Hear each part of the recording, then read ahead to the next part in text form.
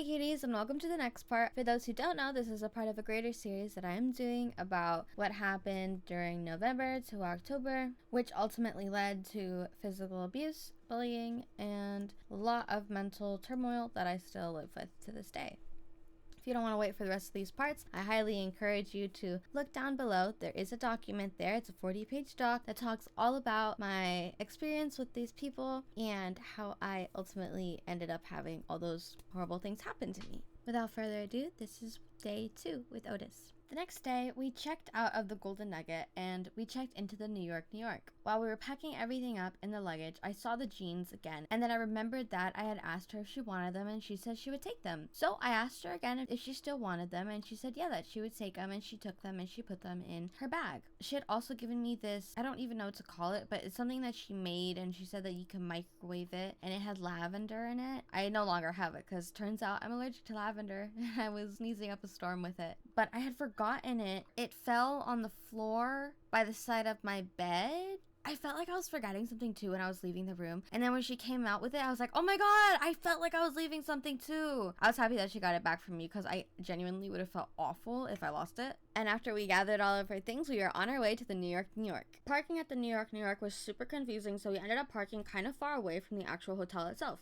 We had this really nice walk where we just were walking sort of, I want to say a good block of the strip. I'll put some pictures in.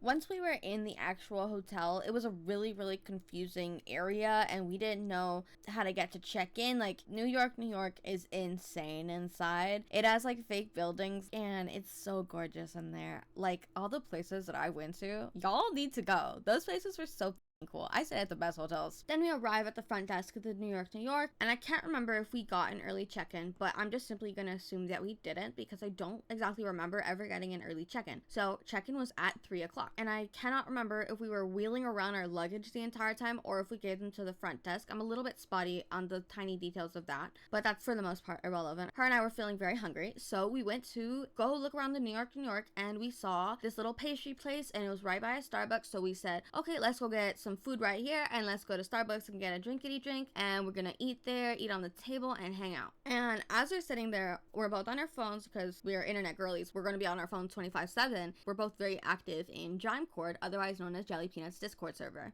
Again, Jelly Peanut is the guy who she's talking to and the guy who I once had a crush on and I was also a very big fan of, or I guess we both were fans of him. I'm pretty sure I remember like her going like, oh, look who's typing in Jime. And I said, oh, you're kidding, because we had been talking. Who else is she going to talk about? She's clearly talking about Aimbach. So I pull up Jimecord and I see he's talking to someone named Nesbel. If you see me looking down, I'm looking at the messages on my phone. This happened on October 24th, 2023 at 12:46 p.m. And I guess this person named Nesbel said that they had gotten cheated on by their partner of 7 years in the public Discord server. And Aimbach tagged Nesbel saying, hey, it could be worse. You could have gotten cheated on at TwitchCon. And I was like, whoa, what the fuck?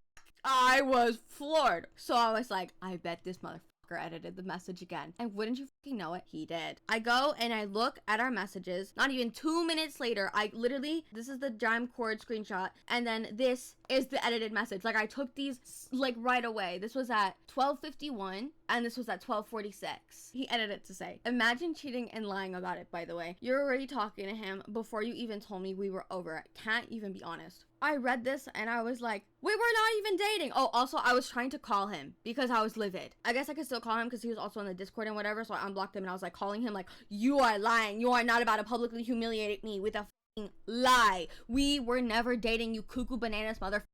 Could totally see him being upset, right? With me not wanting to talk to him anymore, with us no longer being romantic and whatever. Totally understood that. I never in a million years would have even considered the fact that he was about to go and tell everybody that I was cheating on him, when him and I, especially in my head, because I had been talking to 4 other guys while I was talking to him, like, we were not exclusive, we were not dating. Like, this was jaw-dropping. So I was calling him like, do not do this to me, please. Like, I already had a public humiliation. I don't need one based off of actual lies. Like, if I fucking cheated on him, I would own up to it. I literally owned up to the fact that I threatened to kill my ex. You think I can't own up to cheating, I could. And if I did fuck up, I would say so. But I did not cheat on this man. I set clear boundaries that we were never dating and that we were not exclusive. This man could not comprehend that in his 35-year-old head.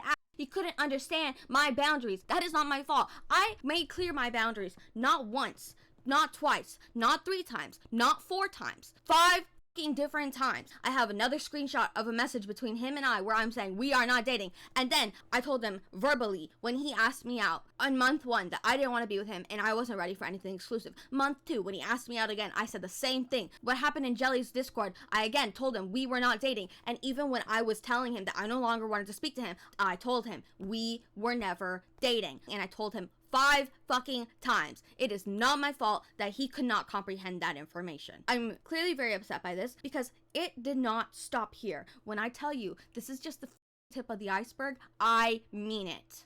So after he said that, I was literally like, girl, like, are you kidding me? Like, I'm gonna cry. There's no way he's doing this to me. There's no way he's doing this to me. There's no way he's fucking doing this to me. Like, he just watched me get publicly humiliated. Is he really gonna fucking do this to me because I don't want to talk to this motherfucker anymore? Are you serious? And Hater, Jelly's friend, and Angel's friend, they all kind of knew. So Hater was like, to Aimbach, he was like, why stir the pot if you're not going to name names? That's just weird. Aimbach was like, I'm not mad at the guy she cheated on me for. He was probably lied to. Hater said, but why are you airing your dirty laundry in here like that? Which is so true. Why the fuck are you saying this in a fucking public Discord server? Why? Because he wanted to publicly humiliate me in a community that he knew that I was a part of. And not only was he publicly humiliating me, he was slandering me with fucking lies. Everyone knew who was at that fucking table knew who the fuck this motherfucker was talking about. Or at least in my head, everyone who mattered to me knew. And that was enough. I could not believe it. And so I called him twice, and at 1 p.m. he responded. So a couple minutes later, he responded ? And I said, Angel and I were strictly friends in DMs. Please leave me alone. Goodbye. Like, we were strictly friends in DMs until I met him in person, and everything happened like after the karaoke bar. Like, and then he's like, I'm not sure why some random asking me a question like that gets me banned. Oh, he got banned from the Discord server because he was pissing people off, and Angel's friends with Hater, and so they were mad and being like, what the fuck, like, why are you lying on this girl? Like, they had my back. And so Aimbach continued saying, they asked me if it was someone in the Discord literally out of nowhere, and you're blaming me for that. I haven't even messaged Angel or anyone yet. Threatening. Cool. Besides Lincoln. I was respecting the fact that I didn't want to say who. I didn't even tell anyone it was you. And then he got banned from the Discord, and I was like, okay, well, I blocked him. He was banned from the Discord. Like, surely he would maybe leave me alone now that he started this rumor.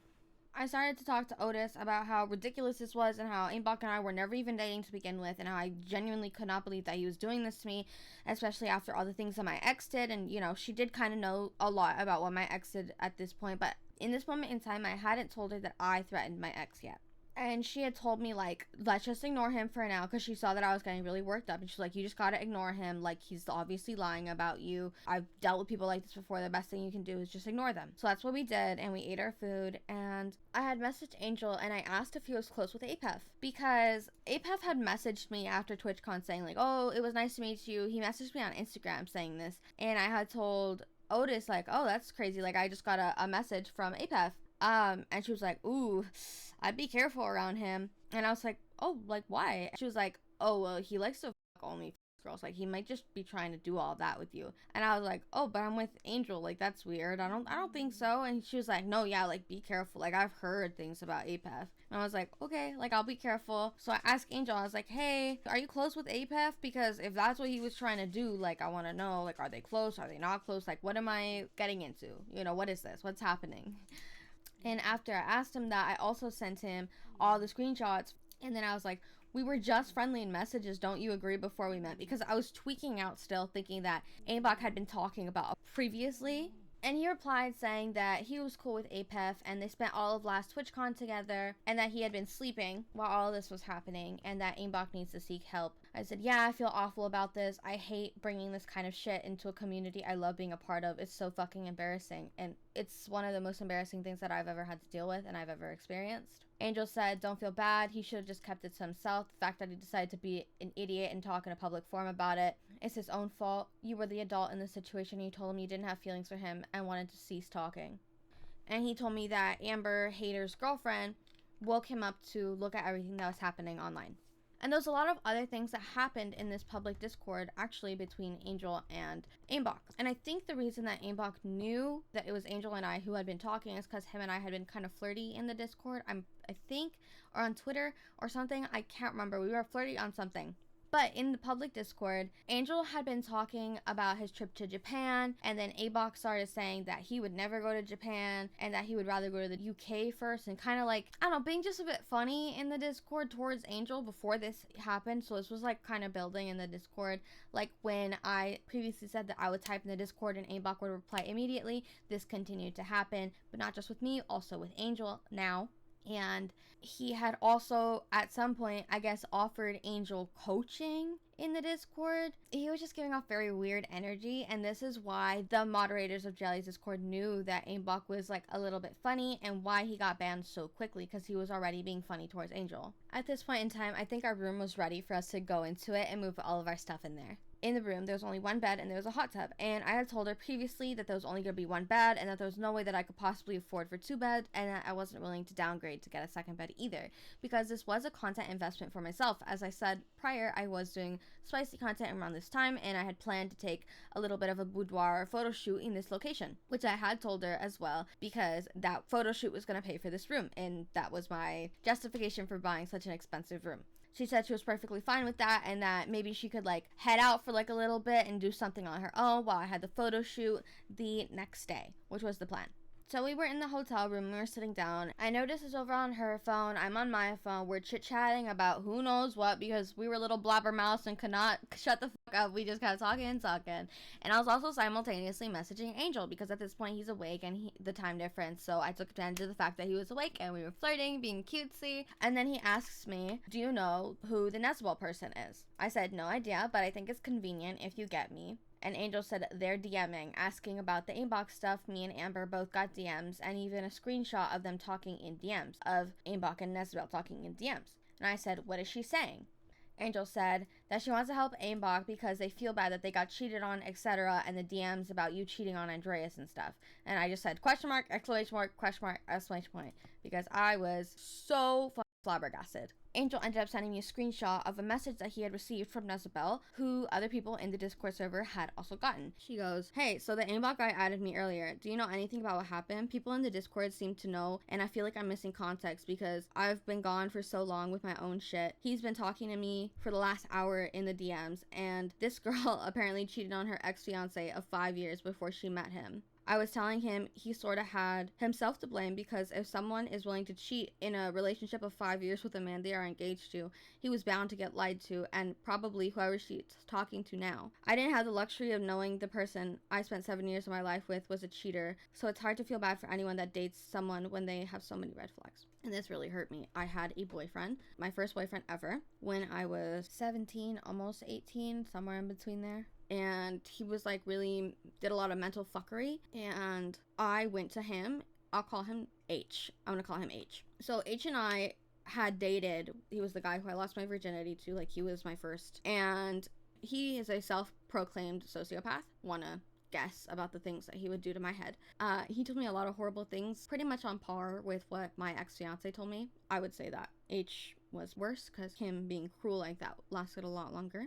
And H and I had broken up, and then I met Andreas, and at this point in time we were maybe only dating for about a month, and then H suddenly comes back into my life and starts talking to me and starts saying that he wants to be friends. And mind you, like, at this point in time I had literally no friends. H was the only person in real life who I knew, and he was like, I just want to be friends, like, I don't want to do nothing. And then one day when Andreas and I had been fighting, I had been texting H and I was like, I'm really sad, like, I really want someone to talk to. And he was like, come over. So I Ubered to his house. I was crying in his bed, and then somehow we went from crying to doing more things. And in my opinion, I was mentally fragile, and he kind of took that as an opportunity to get with me, which is kind of fucked up. And this is very relevant later. I broke up with Andreas the same day or the morning after I cheated on him. And, you know, like, I did cheat on him. Like, what I did was cheating, period. It was, regardless of the logistics of it or whatever. It was. Andreas and I were exclusive, and that was wrong and fucked up. Like I said, if I cheat, I can own up to it. However, what I didn't like that these motherfuckers were doing is that they were twisting my truth to make it that I had waited all these fucking 5 years and then cheated on Andreas, when that wasn't true. It was 1 month into the relationship, and then I started dating H, and then H and I broke up, and I got back with Andreas, who I dated for a very long time, for 5 years in total. However, a year into our relationship, he cheated on me. And I don't want to make it sound like the reason he cheated on me was because I cheated on him. The reason he cheated on me was because when I went to visit him in Canada, he said that I didn't give him enough attention, so he went to go find it from somebody else. And out of anger, that's when I told him.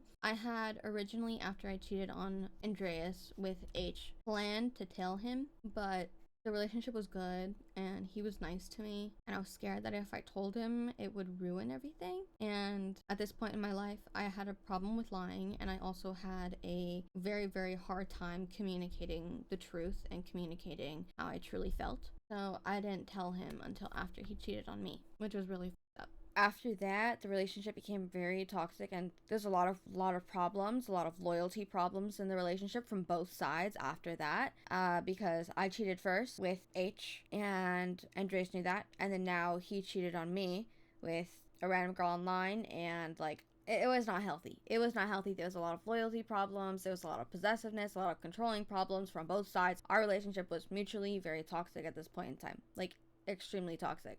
This relationship was Andreas's first serious relationship and my second serious relationship, and the first relationship I've had that lasted a full year. So we tried to work it out, and we did. Throughout the next 4 years, we definitely improved our communication, improved our loyalty and our trust, and him and I both come from very toxic families and households, and we deeply understood each other about why the other did what they did. And that was something that should have always remained between him and I, and that we worked through and worked really hard to grow from together, and we did. Like, we were very toxic, but we also were able to work through a lot of problems. It was not just like a terrible relationship the whole time. If it was, we wouldn't have lasted 5 years, you know what I mean? I feel like it is so messed up that my relationship and its flaws in the beginning were used against me to slander me. Like, that information was not public. The information about me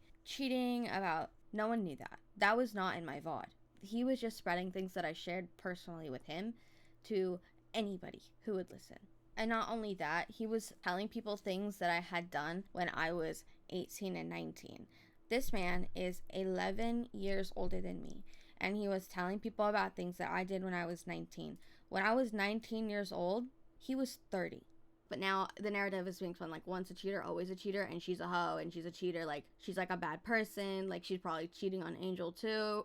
And then Nez sent messages of Aimbach and their conversation, of them saying, I got cheated on by my fiance of 7 years for a fucking Twitch mod from his stream. Asking which girl it was in the Discord. Aimbach was like, not worth it. I don't want to cause drama. I wanted to ask for advice. And Nesbel was like, people who abuse trust deserve to be called out for it too. I had no problem calling out my ex in front of his community when he wasted 7 years of my life doing what he did. And you probably still like her since it was recent. If you want her to grow as a person, they should be held accountable in some way. Then he starts to say that she was with a guy for 5 years before me, and that I told him that I cheated on him at some point. He was a shitty dude though. And Nezabel was like, so this is the second time she's done this? At least, yeah, she's clearly not gonna get help or change on your own.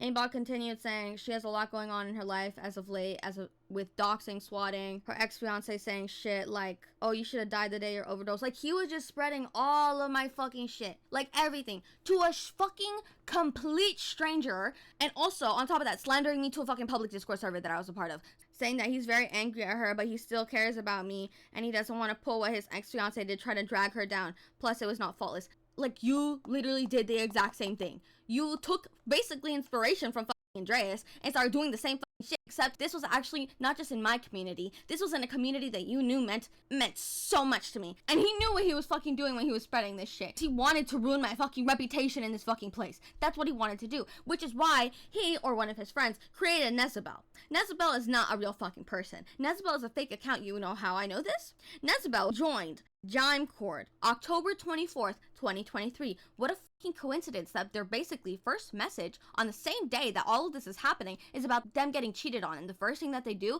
is they start spreading shit about me. The first thing that this person does when they join this Discord server is start talking about me to moderators with Aimbach. You mean to tell me that that's not Aimbach's friend? That that's not Aimbach himself on another account spreading shit? No. This is fucking Aimbach's doing. This is not coincidence. They joined the same fucking day. Like, he could deny it for the rest of his life. This was a calculated attempt at them to tarnish my reputation within this community. This was intentional. And I expressed the idea to Angel that Aimbach and Nesbel were most likely the same person, and he agreed. And I was profusely apologizing to Angel and to literally everyone that this was happening, because this was incredibly embarrassing, and I could not believe that he was doing this in this server, and I felt so bad, and I felt so guilty, and I was blaming myself. As mad as I was with Aimbach, I was blaming myself. I really tried to do everything right this time. I tried to tell him that we were not dating and ensure that this would not happen. I tried to let him down as easily as possible to not make him so angry that he would do this or do something to hurt me like this. I really tried to do the right thing and to be honest and to tell the truth to him. And I feel like it doesn't even matter what I did. It doesn't even matter if I spoke to Angel before or after I stopped talking to Aimbach. It doesn't matter. He would have went out of his way to try and hurt me with the information that he had on me regarding my ex and everything of that sort. And everything that Aimbach did in the future further proves my theory of that. Eventually, I was just like so over it, and Otis and I had planned to go and explore the New York some more once we had all of our stuff put away. And so she was kind of like, let's just go downstairs, let's go forget about this, like just forget about him, he's just a stupid guy on the internet, like he's dumb, like he's gone, he's banned, he's blocked, just keep him blocked, like he can't hurt you anymore basically. And as we were walking out of our hotel room, I was telling her how like this is my fault, how like I am a like not a great person, how I've done some really fucked up shit and I've said some really fucked up shit, but this is one of those rare cases where I actually didn't do anything fucked up. I say rare case because you know what, I'm a piece of shit. It is a rare fucking case. For me to have actually like communicated that I did not want to be exclusive with Aimbach was really big for me. Usually I really am bad at communication. For me to have let Aimbach down as gently as I did, and I'm not like proud that I'm a bitch or anything, but if it's who I am, it's who I am. I'm just gonna own it to the fullest of its extent, like I'm a bitch. And when I cut people off, I cut people off with no mercy. I'll tell you what you did wrong, and not in a nice way, in an angry way, in an unhealthy way, and I'll block you and save you from me and save me from you. And with Aimbach, I felt like I wanted to try and be mature and respectful and communicate in the best way that I could possibly muster. But Otis and I were talking, and I was telling her how like I was really fucked up with my ex, and like a lot happened, and how I didn't want her to view me differently, and I didn't want her to think that I was crazy, because like I know what I did was wrong, and I'm really humiliated by what I did. But I didn't know if I could tell her, because I was scared that she was gonna hate me or think differently of me after. And then she was like, no, like you can tell me, I won't hate you, like I'll hear you out, like you can trust me. And so I told her that I threatened to kill Andreas when he told me that he was going to come to Vegas regardless of whether I wanted him there or not, and that he would show up at the B&B and like basically stalk me to make sure that I was safe. And I said, if I see you, I will hurt you. And I told Otis this, and she was like, okay, yeah, that is pretty crazy, but at the same time, you were saying that you were going to defend yourself, were you not? And I was like, yeah, that is actually what I was doing. No one else has ever like understood where I was coming from on that. And she was like the first person to actually be like, hey, I get you. I get why you did that. Like, you were trying to protect yourself. And she also helped me realize what I was trying to do in that moment. I didn't want to hurt him. I've never physically hurt anybody. I didn't want to hurt him. I wanted him to not stalk me, and I wanted to protect myself, and I was telling him that. And her demeanor didn't change or anything. She actually gave me a hug, and it made me want to cry that she was so accepting of me. And she didn't seem scared off by me or anything. She just seemed like she understood, and she cared, and she recognized I'm a human with a lot of mental health problems, and mental health is not an excuse for bad behavior or saying terrible shit. it's not. So I told Otis this, and she said that she understood, and she made me feel really, really supported and heard and cared about. And it, you know, the more that I talked to this girl, like, the more I felt safe around her, and like I could share more about my life, and she wouldn't be super judgmental or mean or think that I'm crazy or think that there's something wrong with me. Like, she would genuinely just hear me out and like that she cared. So her and I went downstairs. We started passing a lot of places that looked really good. We saw a place that sold s'mores. We saw a place that I really wanted to go to that actually sold chocolate shots. That was like one of my things when I went to Vegas that I really wanted to do. Maybe next time I go, I'll be able to. Her and I were looking around, and we ended up crossing this sort of hallway still inside the hotel. The hotel's very large and has lots of places to go to. And all of a sudden, someone asks us, a woman, I'm pretty sure it was a girl, she asks us if we're interested in seeing a show. And we say, yeah, maybe, yeah. And then she guides us to go talk to this man who is standing at sort of like a desk. It was like a small little like desk shaped like that, and he was like at the longer bit, and then his little computer was like right here. If you've ever been to Vegas and have had someone try to sell you timeshare, they don't immediately outright be like, hey, want to buy timeshare? No, they offer you to do some sort of activity, and then they'll say like, oh, you have to come to this meeting and then you can get the tickets or something like that. And that's kind of what this guy was saying, and I didn't realize it immediately that he was timesharing us. The man was talking to us, just being charismatic. I didn't get any weird vibes from him. However, I was mainly the one talking to him at first, and because I was 23, he couldn't sell me the tickets. And then he asked Otis how old she was, and he asked Otis for her information so he could sell us the tickets. And then he asked us, just making small talk while he was typing on the computer looking for, I'm assuming, the tickets. So he starts talking to us and asks us, oh, are you guys best friends? I looked at her not really knowing what to say. And she says, yeah, we're best friends. And she looked me in the eyes when she said it. And I really want you guys to fully understand exactly how this fucking said this. Oh, are you guys best friends? Yeah, we're best friends.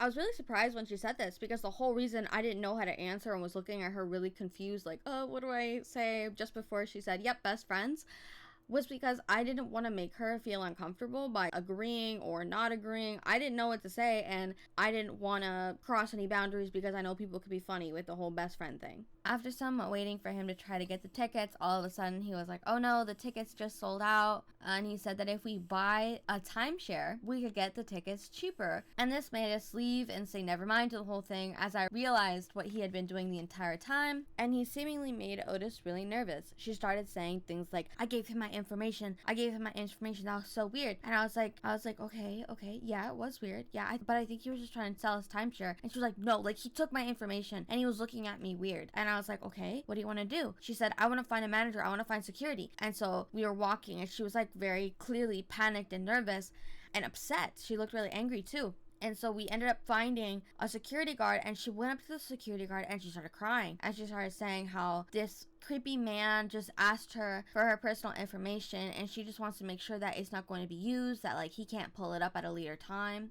And the security guard sort of chuckled and was like, oh no, don't worry, like, he's just trying to sell you timeshare, like, don't even worry about it, he's not going to use the information that you gave him. Did you take back your information? She's like, yes, I did. He's like, okay, then it should be fine, he's just trying to sell you timeshare, it's nothing to worry about. And then she calmed down. He was reassuring her and calmed her down clearly. And her and I both agreed that it was weird. I wasn't really entirely understanding why she felt scared, but I knew that something in that interaction freaked her out to make her think that he was gonna do something with her information. And I wasn't gonna invalidate her. I was just gonna comfort her and try and reassure her that we were gonna be okay. We went outside to explore the strip a little bit. It was really funny. We went to the M&M store, and her and I had both just smoked right before we went into the M&M store, and I wanted to get some treats for my sister and for my mom. And when I was checking out, I was so high. Like, I was fucking blazed. I don't know what kind of fire shit she had, but it was good shit. And when we went to go check out, the guy that counter must have known who I was. Like, he must have. He was like staring me down. I've never experienced anything like this in my life. And I wasn't even done up, like, really. I had the contacts in and my hair was slightly done. I had on a tiny bit of makeup, but nothing crazy like I usually do. And this guy was just staring at me like I was serious. He was just staring at me, and like I was a little bit flattered but also a little nervous. So like I was kind of talking to him just a little bit, like being funny, being myself really. And all I remember is his face was like, and I hadn't taken my card out from the machine, and the machine wasn't beeping or anything, and Otis was trying to tell him like, oh, the transaction didn't go through or something with the machine, right? She was trying to tell him, but he was like, he was not paying attention to her, and I didn't even notice this because I had left the card in the machine. She had given it to me, and I was like, oh shit, ha ha ha, thanks. And while they were talking, I was like putting the card in my wallet, I was putting all the goodie bags that I had in a reusable bag that I had brought, so I had no idea what was happening in their interaction. Like, I literally was not paying attention. But I guess the whole time when I was just like putting stuff away and she was trying to talk to him during her transaction, he was not paying attention to her, not listening to her, and not going through with the transaction, or something was wrong with the transaction. He was just staring at me like, just knowing that happened, like, it's really funny for me, because I don't know, I've never had anything like that happen in my life, so it's weird. I'm assuming he's seen me on Reddit back then. If I saw a girl whose yitties I saw on Reddit, I might stare the same way. Like, come on, that's hella funny, right? She didn't think so. That pissed her off. Because to her, I was just some nobody, and then now someone's staring at me like they know me, like they're starstruck. I don't know. Maybe I was a little bit more popular than I give myself credit for. And I later actually got a DM on Instagram, like dead fucking ass. Don't know if it was from this guy or a different person. I had someone message me on Instagram saying that they saw me in Vegas around this time and was too scared to like go up to me or say anything with me because I was with a girl. And I was like, was she a redhead? And he was like, yeah, she was. And I was like, oh, that's crazy. You should have come up to me. Like, I've never ever been recognized in public, like not verbally, but I think that's as close as I'll ever get. After this, we kept walking the strip and she brought up the interaction and was basically saying like, that guy was just staring at you the whole time. And I was like, yeah, I sort of saw that. I don't know why. Maybe he's seen me on like my spicy stuff or something like that. And then she was like, yeah, maybe. But he was just so annoying. Like, he just wouldn't do my transaction, and he was just so focused on you. Like, he was starstruck. That guy was starstruck. And she seemed like really irritated about it, which I understand, but it seemed like it wasn't just directed at him. Like, it was also directed at me. Like, she was like, yeah, like I knew what I was talking about the whole time. Like, when I was telling him about the transaction, I literally don't know what happened, but she was just pissed off. Eventually, we ended up going back to my hotel because I had a reservation for Hell's Kitchen at 8:30 or 9, one of those times. I can't really exactly remember the time. And so we went up to my hotel and we started getting ready. While we were getting ready, I started getting a bunch of messages. I got some messages from Amber, and the Wi-Fi at the hotel was really slow. So I guess she had sent this at 3 p.m. and it took until 7 o'clock for me to even get like the notification on my phone. The signal was just awful. And she sent me a screenshot of Nazabel sending Amber messages saying that I'm a liar and a cheater and that Jelly would not want me in the community because I am a liar and a cheater and a terrible, crazy, horrible person. I was really trying to do better and work on myself and work on my anger, work on my communication. I was trying to start my life again, build new relationships with people, and overall just really try and be a better person in a community that finally, after all this time, cared about me and gave a shit about who I was and knew who I was. Just hurt that Nazabel and Aimbach were not only doing this in like the public Discord channel, but they were doubly making sure that everyone knew by DMing every single moderator, saying that like I shouldn't be in the server because I'm like a terrible person, which in my opinion, I don't think that interpersonal things like this should be the basis of whether someone gets banned or not. I think if someone does something fucked up in the Discord server itself or to the owner themselves, that's when a line needs to be drawn that this person is not good. But I never did at this point. I never did anything to Jelly. I never did anything bad in the server. I did nothing wrong to any of these people from Jelly's server. The only person who I hurt was Aimbach by telling him I no longer wanted to be flirtatious with him. But I don't think that me telling him that I don't want to be flirtatious with him anymore gave him any right to do this to me and attempt to publicly humiliate me. He can paint it like, oh, I was just trying to get advice. No. If you want advice, you go talk to your friends. You don't talk to a stranger on a server, in a public Discord server that the person who you're talking about is a part of. I know, that's fucked up.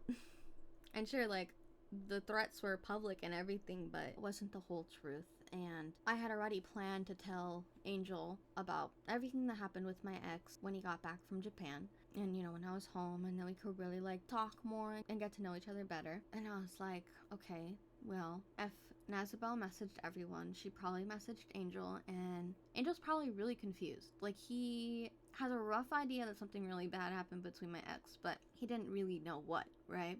And it's not something that I was hiding from him or that I was never planning on telling him. It was something that I wasn't ready to tell because I didn't trust him with that information because I was scared for it to be used against me like Aimbach was doing. That's why I didn't tell him originally.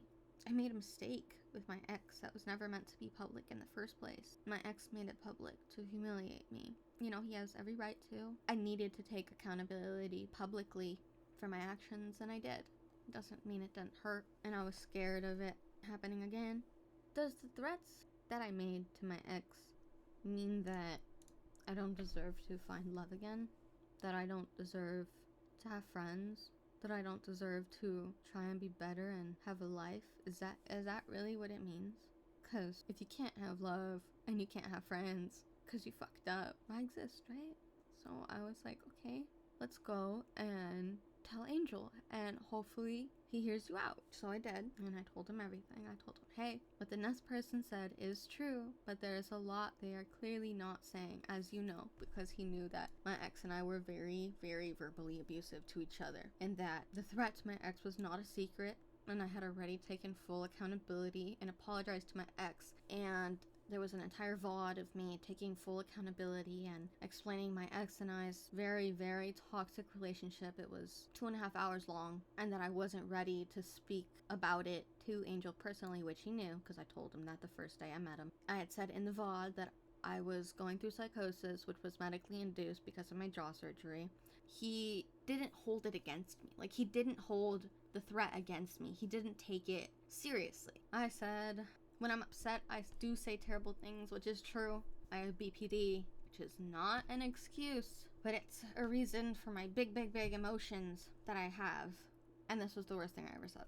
I've never liked the fact that I say mean things when I'm upset. Afterwards, I always feel extraordinary guilt. Even immediately after I threatened my ex, I told him, like, I'm really sorry, I didn't mean that. But I think if I'm capable of saying that to you, that maybe we don't love each other, and that this isn't healthy, and we shouldn't be together, and we stop talking, because I knew what I did was very wrong, and I even apologized to him, you know? And an apology doesn't make words hurt less, but at least it is an expression of remorse and guilt that I deeply felt. And I even went on to say, I would never physically harm someone, but I do say things. And when he forgave me, he's the one who wanted to continue the relationship and work on it. And I was the one who was like, no, like, we cannot do this anymore. That was a horrible thing for me to say. Like, you deserve better. You don't deserve that. And I would have never laid a finger on him. And I had a lot of intrusive thoughts about it because I was so hurt when he publicly humiliated me. I wanted to hurt him as bad as he hurt me. I had these thoughts that I have never had in my entire life, and it scared me so much that I got rid of all of my money to make sure that I couldn't do it. Because as much as I have these, like, really fucked up thoughts, I also have these other thoughts that are like, you're not that person. Don't be that person. Be better. And it's like the anger just completely takes over, and it's gonna take me the rest of my life to learn to not lash out, I think. And at this point in time, I try and stay away from everyone, and I try not to get too close to anybody, so that I don't even give myself the opportunity to hurt people again. Because genuinely, I don't like hurting people. It feels better for a moment, you know, when I'm actively saying the mean thing to the person who hurt me. It feels better for that moment, and then afterwards, it feels horrible. I feel horrible about myself. I start feeling like I'm such a terrible person. And then you can't go back from it. You know, once the fucked up thing is said, like, you can't fix that. Apologies don't fix that. Nothing you can do can fix it. The relationship won't go back to what it was because now I broke it. That's what I didn't want to happen with this friend group. But you'll see that it did. But it took a lot for me to get there. You know, it really did. It took a lot for me to get there, but I never should have gotten there. The relationship that I had with Andres was two-sided. Verbal and emotional abuse, I do know what's wrong with me. I know why I am the way I am. And I have spent so long trying to fix myself. But maybe there are just some things that can't be fixed. And I think my mind is one of those things. I even told him that I didn't want him to think that I was crazy yet, because this was my idea, right? That they would get to know me and see that I'm not that person, and that I've really, really, really tried to be better. And then I would tell him what I did, all of the things that I've done. Because you think Aimbach knows everything? He doesn't. And then I sent the pictures of Amber's messages to me and was like, I am crazy. And then Angel's like, I'm also crazy, but mainly for you. He was just being encouraging. And I was like, it's not something I normally do. There was a lot of build up for months, because there was build up for months between me and my ex that built on that animosity that I felt towards him in that moment. And it was very soon after my jaw surgery that I said that. Like, within the same month, I think. I can't stop crying, so you know what? The days are just gonna fucking flow. I guess that's just one of those days. So, they didn't deserve you regardless of what you said or did. And they honestly pushed you to those lengths. No one wants to feel trash. Thank you for sharing with me. I hope you understand that my emotions have not grown less. And I said, I'm so sorry I brought this shit with me. I didn't want to bring all of the drama into this community, because nobody likes that. I'm just seen as, oh, she's so dramatic. Everywhere she goes, drama just follows her. And I don't want to be seen like that. I didn't want this. I just wanted to be happy and loved and have friends who cared about me. And he said, like, he knew what he was signing up for, because I briefly told him about stuff, and he wants to help me. I said, he's really sweet. I'm sorry. I'm so humiliated. It's like you're safe with me. I wasn't safe with him. Yeah, my crying got to a point of no return there. I'm good now, though. Back to the story, and no more emotions. Just the story. I didn't want to be seen like this. The girl with all the drama, the crazy girl, the one who said that to her ex. I wanted to not be that anymore. I wanted to be better. I truly did. I didn't want to be the girl who was able to say something so mean to someone who she loved, right? It's not love. That's abusive. What I said was horrible. I didn't want to be like that. I told him that I feel like I'm going to lose everybody again, and I can't do it again. I mentally could not handle losing all of my friends again because of another public humiliation. Angel was continuing to be very encouraging, saying that who cares about all the things that Aimbach is saying, and that he just cares about me. And I said I wanted to try and be better, and he said anything else doesn't matter, my friends believe in us. And honestly, his words were really making me feel a lot better. And I went on to say, in my head, you all will never look at me the same, and it's partially because that's what Andreas told me. He told me every time. He would always tell me that they're gonna think you're crazy, they're gonna hate you, they're never gonna like you. He said, of fucking course I won't look at me differently because of what he learned. When I look at you, all I see is a woman I want more and more each time. And I said, I appreciate all your encouragement right now. And basically, he was just being very nice to me. He continued to comfort me, but at this point in time, Aimbach was banned from the server. I hope that everyone at this point would understand that they are not telling the whole truth, and that there was a lot more to the story. And most of all, that I was never in a committed relationship with Aimbach, therefore never cheated on him. So me and Otus got dressed and we made our way to Hell's Kitchen, just in time for my reservation. Hell's Kitchen is just by the Caesar's Palace, which is absolutely beautiful. Otus and I had to walk through the Venetian, I think, and then through Caesar's Palace. We did a lot of walking. Don't know where we were walking, honestly. It's all a little bit of a blur, but I'll put some pictures in right now of my cute little outfit and of some pictures that she took of me.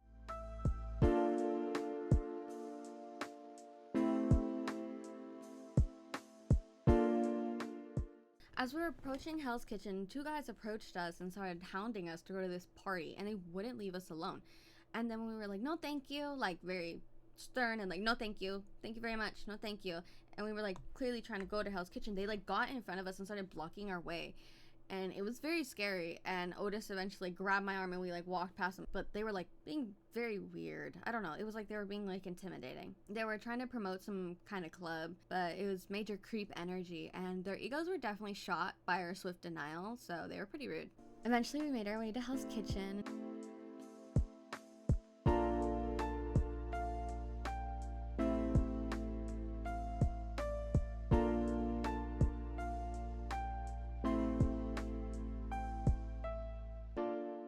while I was at Hell's Kitchen eating my food and everything, I got a notification on my phone. I was like, oh no, what now? I open up my phone and it's a message from Nezabel telling me, hey, do you happen to know the girl he was referring to? He added me on Discord. We were talking the last 30 minutes. He was asking for my advice and asking me about my ex, who I was engaged to, but he wouldn't tell me who the guy or girl was that was involved, because I'm guessing they're both in Jelly Peanut's Discord. And again, I strongly believe that this was aimbot, because maybe he wasn't sure that people were telling me that they were getting messaged, so he wanted to make sure that I knew. So I told Angel, and he was like, what the fuck? Yeah, she asked everyone. This person DM'd everyone. And mind you, I wasn't a mod in Jelly Peanut's Discord server. Like, that's why it was so random and weird. Like, they knew I was involved. You know what I mean? That's why it could literally only be someone directly involved who owns that account. Aimbot or their peoples. Her and I were eating our meal and everything was going great. Then I started to notice something a little funny. I noticed a girl kinda mean mugging me. I like looked to my right and there was like some wooden panels that were in like an interesting shape. And so when I would look at Otis, because she sat like to my right, and so every time I looked at Otis, I would make eye contact with this girl. Not intentionally, but like I would just like look at Otis and like kind of see this girl out of the corner of my eye. And she was just like this. The whole time, like looking at me, like she was at a table full of a bunch of people and she was just staring at me and Otis, like mean mugging. And I thought, okay, maybe she's just got like a resting bitch face or something. I just tried to ignore it and just chalked it off as RBF. Otis and I kept laughing and having a great time, and out of the corner of my eye, I'm seeing this girl still mean mugging me, and I'm like, oh my god, what the fuck? Like in my head, I'm just like so confused. And then at some point, Otis and I are laughing, right? And she looks to her right and she's just like, oh my god, really? And I was like, wait, what happened? And she was like, dude, this girl has been mean mugging us the entire time. And I was like, I thought it was in my head. I'm so happy you saw it too. And she was like, why the fuck would this bitch be mean mugging? And I was like, I sort of recognize this girl. I used to have this friend a really long time ago named Moofy. Long ago, when I was like 16, 17, I want to say. She was several years older than me. And me and this friend had a very bad falling out, which ended in her telling her entire Discord server that the reason my father left my family was because I'm crazy, even though I had full-on told her that my father would beat me till I had welts on my body. And the reason this girl was so fresh in my mind, Moofy, was because there was also another girl. And I will do an entire story time about Moofy and this other girl, Fen, and another person named Jordan, who is a 30-year-old groomer. And honestly, maybe it's a little fucked up for me to use their actual like streaming names and shit, but fuck it. Swiftly after Aimbok and I started interacting on Twitter, Fen just randomly followed Aimbok, and I thought it was very strange. Fen, of all people, with our history, that history goes like 4 years deep. Like, that's a lot of history for a girl to randomly follow the guy that I'm talking to, who's like an influencer. I don't know, I just thought it was very strange. Maybe I was just overthinking things, but I thought it was really weird. And that's why Moofy was also fresh in my mind, because Fen and Moofy both hated me, then they became best friends. That's such a trend. Like, and all my enemies love each other and make out. Literally everyone who I've ever met, like, they'll just team up together. The whole saying of enemy of my enemy is my friend. A lot of people in my life, in the past and present, take that to heart. I fear. That's actually what happens in this story. So when Otis pointed out this girl, I noticed that she had a lot of features that Moofy has in real life. So I told Otis, like, yeah, she looks really familiar. She looks like this girl that I used to know, who like wasn't the nicest to me, and that I wasn't sure if I was right or wrong, but she looked kind of similar. And I also hadn't seen Moofy and how she looked in like several years, so I wasn't sure if I was right or anything. But Otis and I chalk it up to, maybe it's her. That's weird. Oh well, let's just eat and have a good time. She could just keep mean mugging over there. Maybe it was Moofy, maybe it wasn't. Probably wasn't, but at the time I did think that it might have been, just because she is a streamer and she was at TwitchCon during this time. I know that for a fact. The waiter was really cute and nice to us, and he asked us what we were there for and if we were celebrating anything, and I said yes, and she said that it was both of our birthdays, and I said, yeah, it's both of our birthdays, but like this is more like a birthday dinner for me, but it's like months late. And he was like, oh, okay. He like laughed about it because he thought it was funny. And he's like, I'll be right back. This is a nice little treat for you guys, because we were like very nice to him and we were one of the last customers of the day. So it must have been enjoyable for him to have like nice customers. And he was also just a pleasure to have as a server. One of the best services at a restaurant I've ever had, ever. It was so awesome. He brought us some champagne. Happy birthday to us. Happy birthday to us. Happy birthday to us. 3, 2, 1. It was so nice. Like, I wish I went there with a person who didn't sour the memory so much, but I'll go back and make a better memory. Our food was so good. Like, despite the girl looking at us with an RBF or a mean mug, whatever, I don't know if she paid for her entire share or not, but she says that she did. I paid initially, and then she, like, Venmo'd me, which was cool, but she didn't have to. Like, I would have paid for it all, because she was my friend, and I like to treat my friends to stuff. As long as they keep being nice to me, I'll keep being nice to them. And then after that, we walked around the Venetian some more.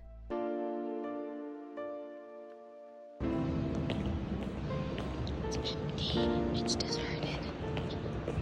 Empty and deserted.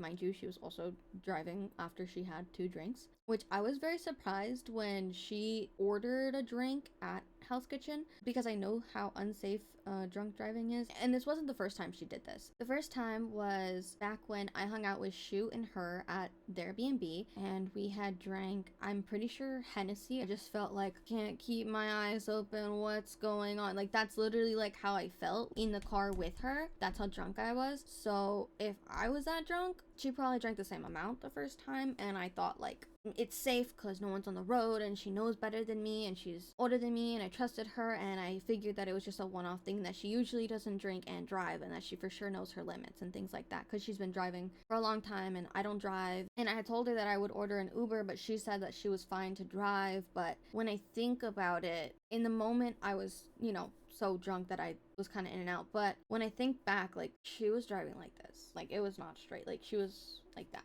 So when she ordered the drink at Hell's Kitchen, I was really surprised because she drove there and she was gonna have to drive us back. So when she ordered the drink, I just looked at her and I was like, "Oh, you're drinking?" She's like, "Yeah."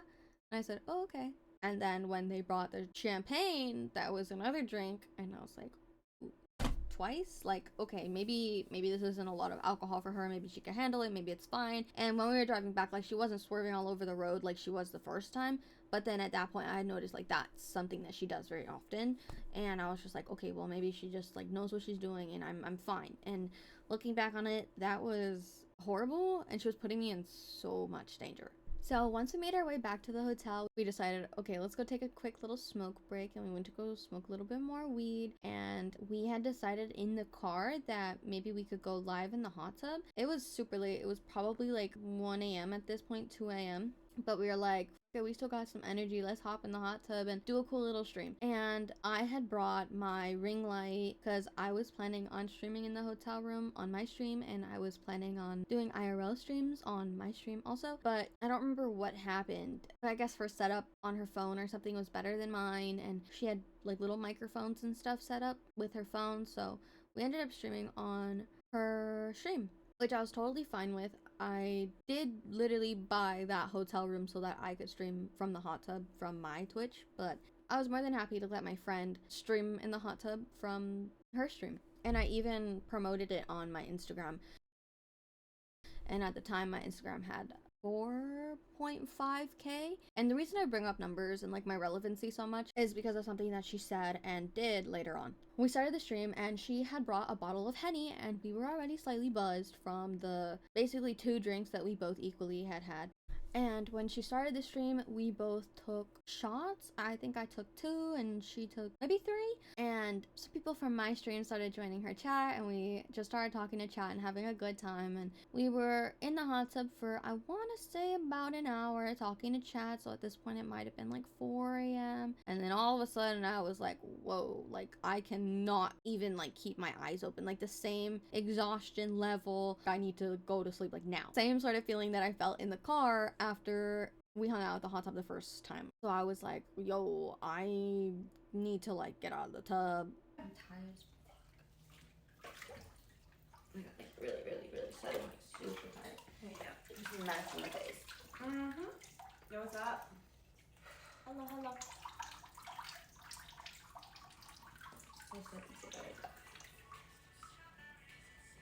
If you notice, that clip was clipped by Raffo, who I mentioned several times previously, who is one of Jelly Peanut's moderators, who was making Otis and myself uncomfortable. If you want to learn more about that, I highly implore you to go and watch the rest of my videos or to go check the doc below. After I got up, I had made sure to place towels like along the edge of the hot tub because I remembered that she complained that she hated how when people got out of the hot tub at the B&B, how everyone tracked water into the house and how it drove her crazy and how she hated everyone because of it. And I didn't want her to like be pressed at me over that, and I didn't want her to find like anything that she could be like mad at me for. So I made sure like to have towels there, so, and like I cleaned up all the water afterwards so that there was no water there, even though it was literally my hotel room and she was staying there for free. I still made sure to do that so that she could have no shit to talk about me, as I had a feeling that she might. After this, I ended up going to sleep. And when I woke up, there was a pillow in between us, so she must have put that there when she ended up going to sleep. Don't know when she ended up going to sleep. That was the conclusion of our day.